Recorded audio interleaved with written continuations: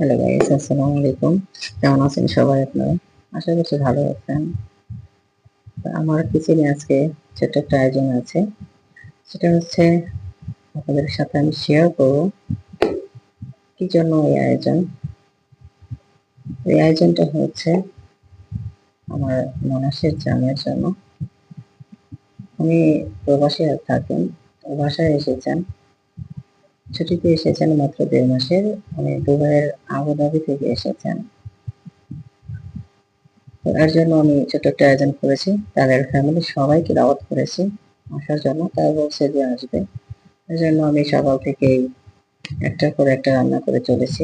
কারণ আমি একা মানুষ, সবগুলো রান্না করতে একটু টাইম লাগবে।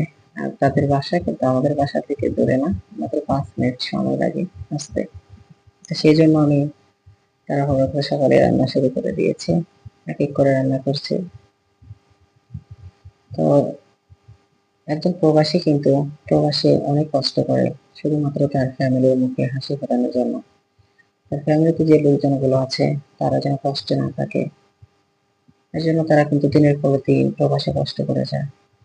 মাস শেষে যে বেতনগুলো পায় সেগুলো কিন্তু তার ফ্যামিলির মানুষের হাতে তুলে দেয়। ডিউটি করেন, ডিউটি করে এসে নিজের খাবার নিজে তৈরি করতে হয়। তারা কি রান্না করে খায় সেটা তো তারা ভালোই জানে। তাড়াহুড়ো করে যেটা তাড়াতাড়ি হয়ে যায় সেটাই রান্না করে তারা খায়।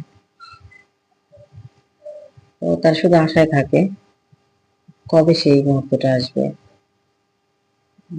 আশার মানুষের সাথে দেখা হবে, ফ্যামিলির সাথে দেখা হবে।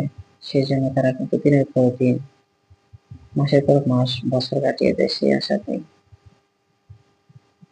যখন তারা বাড়িতে আসে তারা কিন্তু অনেক অনেক আশা নিয়ে আসে। তার ফ্যামিলির সাথে দেখা হবে, কিছু মুহূর্ত কাটাবে, এরকম কিছু।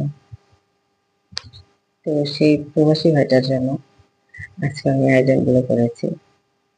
আপনারা এখানে দেখতে পাচ্ছেন। আর কিন্তু মুরগির গোস্ত, গরুর গোস্ত, পোলাও, ডাল, ভাজি, ভর্তা সবই আছে। তারপর পিঠাও আছে। তো এটাকে বলে মোরগ সংসার পিঠা। যে পিঠাটা তৈরি করার জন্য আমি একটা ডো করবো। ডো বানানোর জন্য আমি এখানে সিদ্ধ করে নিচ্ছি চালের গুঁড়াটা। তো আমি একা মানুষ, কিন্তু আমার ভাগ্নিকে আসতে বলছি, বড় মানুষের মেয়ে। তো বলছে মামি আমি আসবো।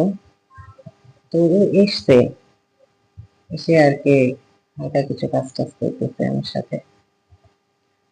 আমি লাস্টে পিঠাগুলো বানাবো, যেহেতু গরম থাকে। মোরগ